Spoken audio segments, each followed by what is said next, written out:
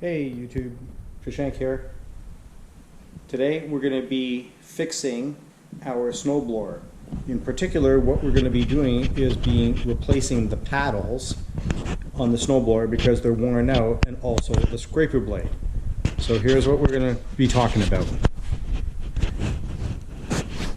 Here I got my Toro Power Clear snowblower, 21-inch.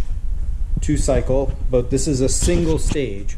What that means is that we have rotors here, you can see, and then there's a scraper blade down here that you can see.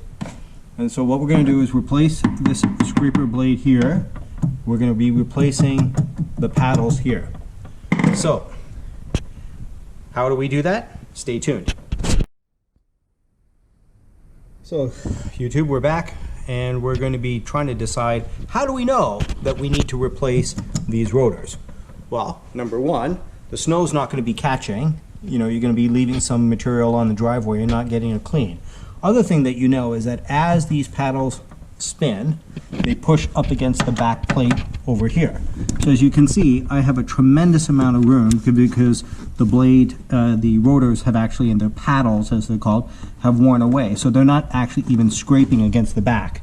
Then what happens is you'll notice that when you go to blow your snow, it gets clogged in here. It doesn't shoot as far out, right? And as a consequence, when it doesn't shoot as far out, you know, you're not working very well.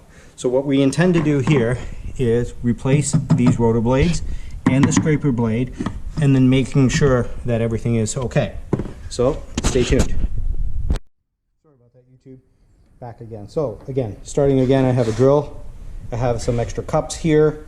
These are going to be, when I take the screws out, I'm going to want to save them if I need to. At least I don't lose them and drop them on the floor of the garage. I got some sockets here of various sorts. I have a drill and drill bits here in case I need to bore holes or make the holes a little bit wider in the replacement blades. Now, one of the things that you're probably going to need are thin adjustable grips. And the reason why is that you're going to need to squeeze in behind here in order to grab a bolt. As you can see here, the paddle and the paddle holder, and on this particular side is the belt drive assembly for the snowblower. So the belt drive is inside there, the belt drive assembly is inside here, and so there's not a lot of room to work with inside. So that's why it's important that you have some type of thin adjustable. I have a couple of different kinds. I'm going to see which one works the best. You may need vice grips, thin vice grips, so as long as you can hold the nut or the bolt depending inside. Okay, so YouTube, I bought a kit of replacement paddles. These rubber things are called the paddles or blades, depending. This is a scraper blade that comes with the replacement kit. And then as you can see here, this kit actually came with a brand new belt drive, came with some screws here and there, which I may or may not need depending on how much replacement I'm going to do. Let's take a look at the replacement paddle or the rubber. And as you can see, here is the replacement paddle or the rubber. It has a series of holes that you can see here. These are going to be the screw holes. These are going to be the two middle screw holes, and these are going to be the two side holes that you're going to go into the side. Now, interestingly enough, as you can see here, there is a small hole drill. That's the wear hole or the wear indicator. As the paddle starts scraping against your driveway, whether it's even, uneven, gravel, or paved, it's going to start to wear away. When that hole is gone, then you know that it's time to replace the paddle. Okay, YouTube, so we're back again. Let's talk about the wear hole again. So the wear hole, as you can see, is roughly about a centimeter of wear before you're going to have to replace the paddle. If we think about it in inches, it's roughly a little bit more than 1/4 of an inch. As this paddle starts to wear away over time, and it will because you have a driveway, then it is going to wear away, and that's when you know you need to replace it. Now, another thing that you need to be aware of is the orientation of the paddle. In other words, which part of the paddle is going to face up and which part will face down. you can see that there are some stitches here, and the stitches are closer to the one end, and there's a thicker portion of rubber on the other end. So that means with this particular paddle, we're going to need to flip it around to make sure that the thicker side is facing down. Okay, so the thicker side faces down and will scrape against the snow. The upper side, or the thinner side, will be away from the snow. Okay, YouTube, so let's go back to what I was saying before about the orientation. So as you can see here is the paddle has worn away, and the thicker side has been to the bottom in contact with the snow, and the upper side is away from the snow. So when we have a brand new paddle, we're going to have to decide whether the paddle faces down this way, or do we flip it and it goes this way. So again, as I said, because in this particular paddle, now the thick side is facing up, so we turn it around and it's going to face downward. Okay, YouTube, so we're back. And now let's figure out again what we're going to be doing. We're going to be taking out the old paddles. We're going to be replacing screws here and on the back side ×2, because there's 2 paddles. And then on top of that, what we're going to do is we're going to rotate this one around, and then we're going to be looking at the center paddles, or the center, I should say, the center plate, and we're going to take out 1, 2, 3, 4 screws. 1, 2, 3, 4. Do not take out this middle screw. You may need to tighten it if you need to, but don't take it out, because that screw is what connects the horizontal axle. We only want to replace the paddle here. 1, 2, 3, 4. So we're going to take it out on 1, 2 on the lower paddle, 1, 2 on the lower paddle, upper paddles, this, okay? And that's going to be the first step of the paddle replacement. Okay, YouTube, we're back again, and now, hey, how you doing? We're back again. And now what we're going to be looking at is the scraper blade. The scraper blade itself, as you can imagine, sits at the bottom and scrapes the snow away, right, or scrapes the snow up, and so the paddles can grab it. As you can see, there is a blade here, there's 2 arms over here, and then you need to get a little bit of extra light, and so you can see that there are 2 holes there. They're going to accommodate 2 bolts that are in the machine itself down at the bottom, and we're going to take those things out. Take note of these 2 little holes up here. Eventually those are going to have a spring inserted into them. The springs are already inside the machine, and when we take the old scraper blade out, and the reason why is that without that, if this was tight, it would just keep scraping. But what we want this to do is actually float. So in case we have an uneven driveway, or we hit a patch of ice or something like that, or the driveway's cracked, we don't want this thing to clog, and what'll happen is it'll just bounce. So the springs will allow it to be slightly free floating. Okay, YouTube, so here's the kit that I got. So for about 60 or 70 bucks on Amazon, I get 2 paddles, 1 scraper blade. Took out the package. They gave me a belt, which I'm contemplating whether I should do another video to show how to replace the belt drive assembly. And you have a couple screws here. This is actually a new clutch cable that I can install if necessary, if I was going to do the belt drive assembly. So when you look at your snowblower, you know, on the side here, you would take this off, take this plate off, and you would see that there's a belt drive inside of it. You could just take out the belt. Depends how old it is, how cracked it is.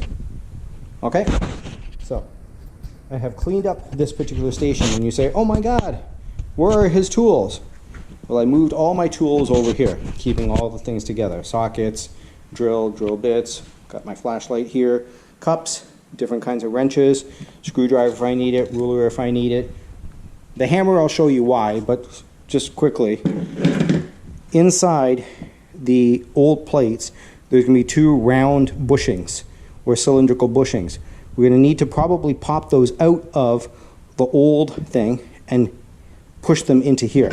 So you might need to push them and hammer them into here. And the reason why is they attach to the center plate here, a lot of vibration, and we don't want these two things to get eaten away from the rubber. Now, speaking of which, you can go a little cheaper and get synthetic plastic for these paddles. I generally prefer rubber. And the reason why is that they're pliable. You can see that they're easy to fold. The synthetic plastic tends to be a little bit harder, so when you're trying to assemble it onto the assembly itself, a little bit harder to do, especially if it's cold. But with the rubber, I'm in my garage. I happen to have a heated garage, and so everything is now nice and pliable. Other thing that I did was I put the entire snowblower up on a table. I don't want to bend over and keep bending over and working on the garage floor. So I have it lifted up on a table. One of the things that we're going to need to do eventually is kind of tilt it back. So I'm going to be able to prop it up on something to make sure it doesn't fall over. Ideally, you would like to do this also after you've snowblowed or there's not a lot of gas in there, because you're going to be tipping it, and we don't want to tip it too much that we flood the engine or have gas leakage everywhere. But we're going to play with the cards that we're dealt. And as a consequence, here we go. So ultimately, I'm going to move this out of the way, pull the snowblower a little bit forward so I don't have to keep bending over, and then we'll start with the disassembly. Okay, YouTube, we're going to start with now the disassembly of the rotor blades. Okay, so what I do is I turned the paddle in such a way I can have access to the top nuts here. Now, you're probably going to need a wrench. You're going to look at the size. I'm using 7/16 or 7/16 of an inch. That one seems to fit right on top. Now I can tell you that I haven't taken care of my snowblower in a long while, so this is actually pretty finger loose, and I should be able to do it. But notwithstanding, you're going to be doing 7/16. You're going to take the two off here. I suggest you work with one paddle at a time. In addition, even though I'm showing you the bottom paddle here, I do want to show you that when you're removing the paddle from the inside, it's actually a different shape. Okay, so it's going to be a star shape. Okay, so as I mentioned before you start assembling anything or disassembling anything, take your measurements. So here I have a T25 star shaped. I'm going to try to see if I can get you a better picture of it. The reason why is that this is going to fit inside. It's not a typical Phillips, Robertson, or flathead. It's actually star shaped. And I'm going to put that on a socket set. You can put that on a drill if you want to, and then you would use a wrench or something on the other side to hold the nut as you're taking out the screws. Just want to make sure that you know that the best tool to use here is the star shape. Okay? So what I'm going to do, I'm going to go off camera. You don't need to see me do it, but I'm going to take the screw here on the bottom side. 1, 2, then I'm going to go to the bottom paddle, take that off, top paddle, top paddle, top paddle, top paddle, and take off, and then we'll come back. Okay, hang in. Okay, just to show you what I'm doing, I'm using my socket set here, wrench on the top, and I'm just going to sit there and take this off. As I said, they're kind of loose anyway. You know, if they were bolted on, you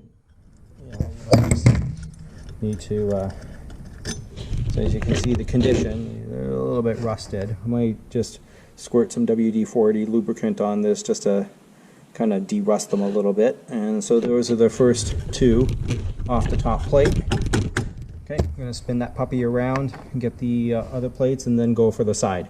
Okay, so what we did here is we took off number 1 and number 2 on this lower paddle. And by the way, this gives you a really nice view of the threading that I was talking about.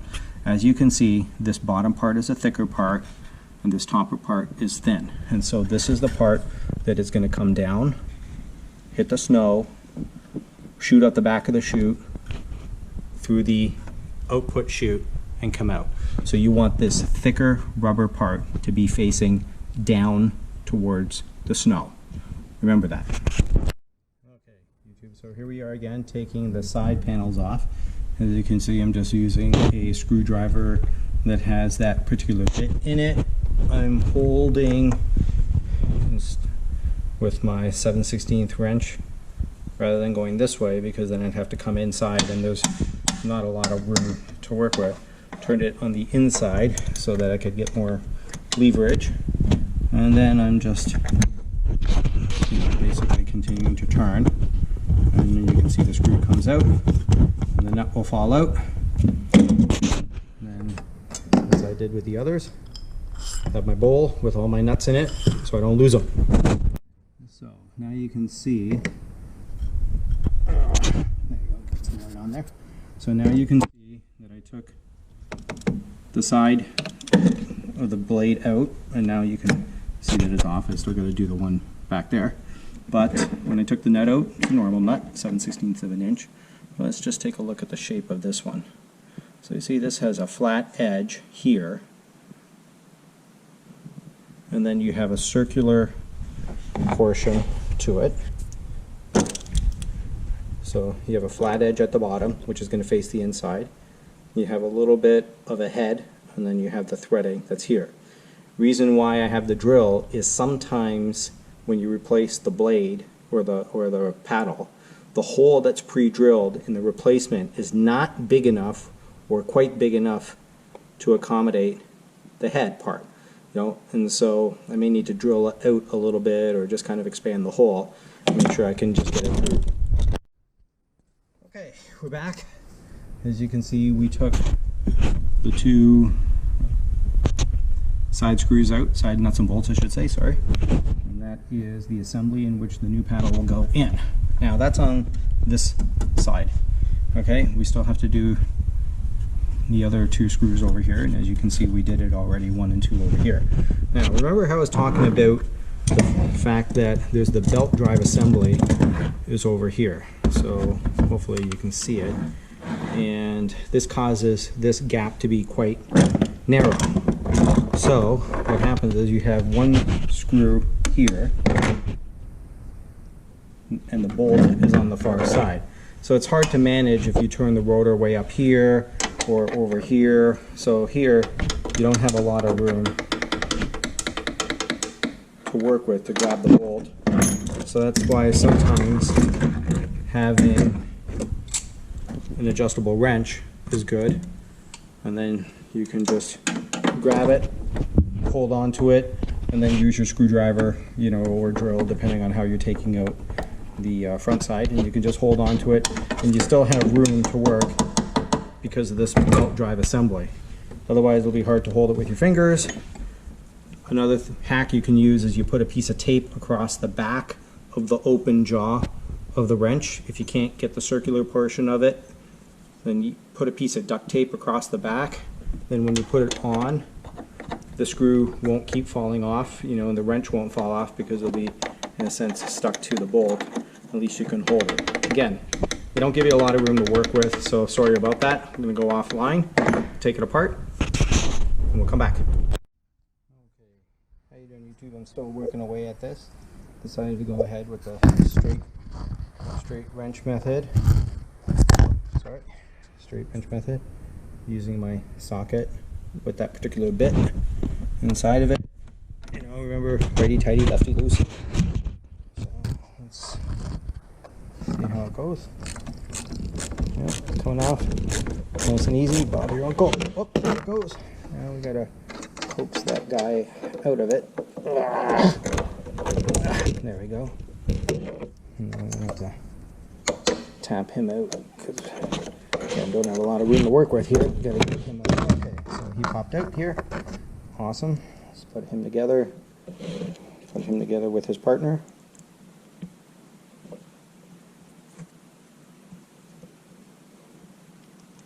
Now, as I said, I have a kit that I bought the replacement parts in, so all of these may actually be replaceable, but I'll check and see. No point in replacing them if I don't need to. They seem to be in good condition except for a little bit of rust. Okay, YouTube, we're back. So now you can see that all of the paddles are taken out. Hold on, let me get another light in here. Whoa, there we go. So the paddles are taken out. More paddles left inside here. You have the steel assemblies. You can see where the holes are. Center ones are gone. That center one stayed in. Remember, center one stays in, center one stays in. And then the side ones are gone. As you can see, the back is fairly good shape. Then we're going to work on the scraper blade for a second. But I wanted to show you what happened. Right? So, like anything else, whenever you're doing any repairs, you always have to ask yourself, hey, did those broken pieces really matter? What were they for? Well, it turns, remember how I told you is that in the paddle itself, in the center, there are two bushings, right? And these are cylindrical metal pieces that are inside these holes. Well, it turns out that one of them is broken, and then you can see the other bushing here. So we're going to have to take those out. Do not throw this old one away until you take out the bushing. It might come out with some fingers. You push it, there we go. And that's what that bushing looks like. We're going to pop this one into the new one. This one is broken, so I'm going to go to my little toolkit and see whether my replacement kit I should say, and see whether in one of those baggies they have bushings. If not, I'm going to actually put this back in because it's only been broken in two pieces, and the most important thing is that the screw is going to be able to go through it. So when you get your new paddle, you're going to push these in. And again, it reminded you with the hammer, you may have to hammer that in. Okay, so again, let's go back here, and we see that the drive assembly is here. We could choose to take out the plates. Now we're going to work on the scraper blade. We'll try that again. I have all of my extra nuts and bolts in here. Took out all the bushings, including the pieces. This is the old paddles, and you can see this is the wear circle, but actually this has been worn out for probably a good many years now, or a good many at least snow throws. I took out the bushings that were in the old paddle. Now, as you can see, this is fairly worn based on the stitching, and again, there's a lower side and an upper side. I actually measured already for you, and I can tell you that this is down to about 5 millimeters of thickness, and the brand new paddle, you know, on the thicker side is almost 8 millimeters of thickness. So that's quite a significant. So what I'm going to do is put all my bushings away, and then we're going to work on the scraper blade. Okay? YouTube, I lied. I'm not going to work on the scraper blade yet because I'm just going to put these new bushings in. So as this is the new blade here, it doesn't really matter which is up and side and down. I'm going to put the two bushings in here. I've tried to push this one down finger pressing. It doesn't work. So that's why we get our hammer out. There you go. I'm going to do it with the other blade. Still on the rotor blade. So I put the new bushings in. This is in the replacement kit. The replacement kit came with new bushings, bolt, and self-locking nut, and so that would, if I wanted to put the shiny silver new bushing in there, it was a little on the loose side, to be honest with you, so I didn't necessarily want to do it. And on a self-locking nut, I know those are good, vibration resistant, but my old equipment is still in good shape. I had some new equipment. The replacement kit also came with the side ones, you know, with the star. I already tested it to see whether in the replacement blade I would need to drill this hole a little bit bigger to get it in. On the replacement blade, that works fine. So I am just going to test very quickly the old one. Should work out because these are universal. So now here I go, push the old one in. That one seems to go in nice and tight, you know, so as soon as that goes in, it'll lock. Okay, so perfect. Okay, let's talk about the scraper bar. Let's reorient ourselves right now. So this is the replacement scraper bar. Okay, so this is the replacement here, you can see. I also switched lights out because I'm having a little bit of trouble with the other one and didn't really like it here. So going back to the old scraper bar, or the new scraper bar, oriented so it's going to be facing forward. This is going to be scraping against the ground. Turn my snowblower around so that you can see this is the back side now. Okay, so now what are we looking at over here with the scraper blade? You're going to see that there are two holes here, right? One here on the scraper blade. Oops, one here and one here on the scraper blade. that's going to house the spring when we take it out. There's going to be a through bolt, nut and bolt, that's going to go through here, one on each side. Okay, so this is going to face forward. This is going to be underneath, this part is going to be underneath the machine. The arms here are going to be underneath the machine. Spring is going to go here, and the end of the spring is going to go here. The other end of the spring is going to be hooking into the machine itself. And as I said before, the reason why is that as you're scraping, if you hit a rock, you want this to be able to kind of bounce up and down a little bit and have a little bit of play. So that's why these springs are important. So let's see exactly now what we're talking about. Okay, so we're underneath the machine, and as you can see, this is the scraper blade, the bottom of the scraper blade here. This here is the back of the chute, right, or the back. There's a bolt right here, and depending on if you can see it or not, there's a spring right up here. Okay, so I'm going to shoot this inside, and you ought to be able to see the spring mechanism there. One side of the spring goes down towards the scraper blade, one connects to the, call it the chassis or the body of the snowblower in and of itself. Okay, and then there's that big bolt. Opposite side, guess what? Same thing. Okay, we're gonna have a big bolt over there. We have the spring mechanism up there. So what we're gonna do is take out that bolt over here, this bolt over here, and pop it out. Okay. Okay, YouTube, here we go again. So I'm just lifting it up here. Made sure that there was not very much gas in it, otherwise it'd be spilling all over the place. You have a spring here, a bolt here, spring here, bolt here. So as you can see, this is the back side of the scraper bolt. So what I'm going to do is remove that bolt. There's a nut here, bolt here. I think this is a 1/2 inch nut and 9/16, 1/2 inch bolt, I should say, with a 9/16 head. 9/16 head, 1/2 inch bolt. Then I'm also, you're going to see these little tabs here. Memorize those tabs because that's where the spring has to go back in. Okay, so I'm going to take the springs out first, and then I'll have a little bit more room to play with on the bolts. Okay, as you can see, the bolt has now been removed. The spring has been removed. That's nice and loose. This is what the nut and the bolt, whoops, this is where the nut and the bolt looks like. So this went this way inside. Always remember, big side, bolt goes to the inside. This is the nut. Turned out to be, as I had mentioned before, 1/2 inch on the nut, 9/16, sorry, 1/2 inch on the bolt, 9/16, 9/16 on the socket. It's a little bit of tight to kind of get that, but it's okay. We'll do the next one now. YouTube, so just so you can see what I'm doing here, taking off the bolt. There's not a lot of swing room here to play with, so I have my little socket. Now, frankly, if you have a drill, that can accommodate the socket so much better, but just do what you got to do, right? Okay, so I took the old scraper blade out. The bolts were in some rusty condition again. I'm going to condition these with some lubricant, WD-40 and whatnot, and just kind of clean them out a little bit. Okay, and then here's the old scraper blade. Here's the spring that came out. So this spring sat here in this orientation. You can see this is still the spring on the old one. This is the new scraper blade.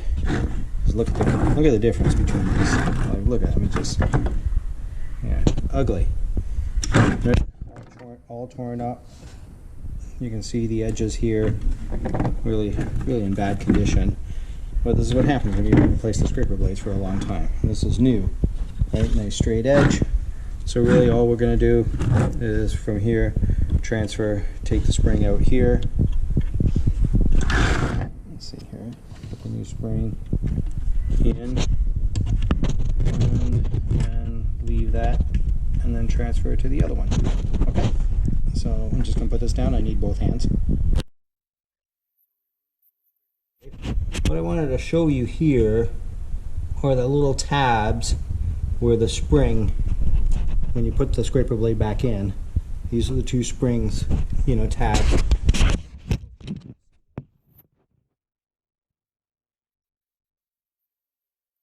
a little hole in them, and then you're just gonna put the little put the springs through there. Put the springs through there first, and then put the bolt through in the scraper bed.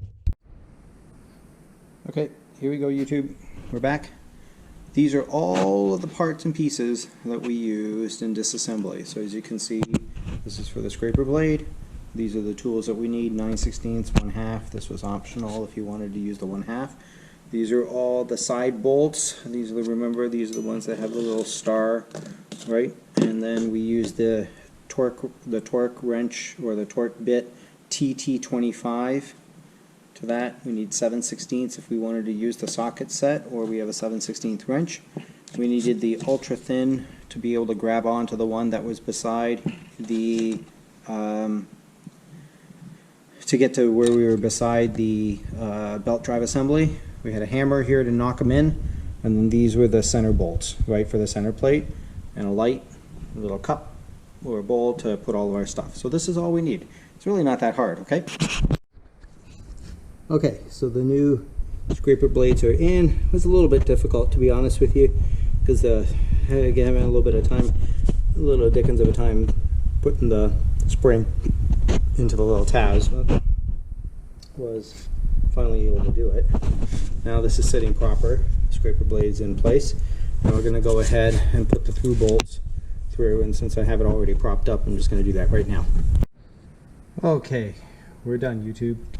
So here's what had happened. On these lower ones, these were son of a guns to get done. And because I used the high quality rubber, what I needed to do actually was use a good old purpose hair dryer. So what I was doing was hair drying and warming up to hot as much as this rubber paddle could stand. And that made the rubber paddle a lot more pliable to be able to stick in there. Then I was able to use my fingers. I have small hands, so I was able to use my fingers, kind of hold it a little bit until the threading could catch from the bolt onto, from the nut onto the bolt. I will tell you, to be honest with you, that these lower bolts are not easy to do. It took me over an hour just to get the lower bolts in. Then I realized it's because the rubber was too stiff. So after I heated it with the hair dryer, I ended up actually taking only about 5 minutes because the rubber was really, really pliable. So here's the end result. We have a brand new scraper blade, underneath. You can see a brand new scraper blade here. New paddles are put on. There's literally no space now in between the chute. Can't get my fingers back there, right? That was the big deal before, is you couldn't get my fingers back there. So now, as the snow throws up, it is totally hitting the back of the chute. It's gonna shoot it up through the chute, and off it goes. And that is gonna be throwing it at a much farther distance than before. Also, it wasn't clogging, and it should not clog as much as it did before. Now, of course, if it's heavy, wet snow, then it's going to be a different story. So, thank you very much. Thank you very much, YouTube. Take care, and good luck. Post some comments below on what you thought of this video.